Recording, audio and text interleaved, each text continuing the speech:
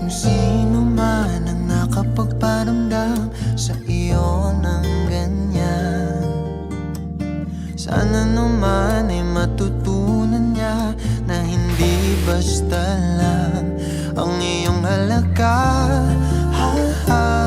Para ganyanin ka, laging binabalewala. Siguro naman iyong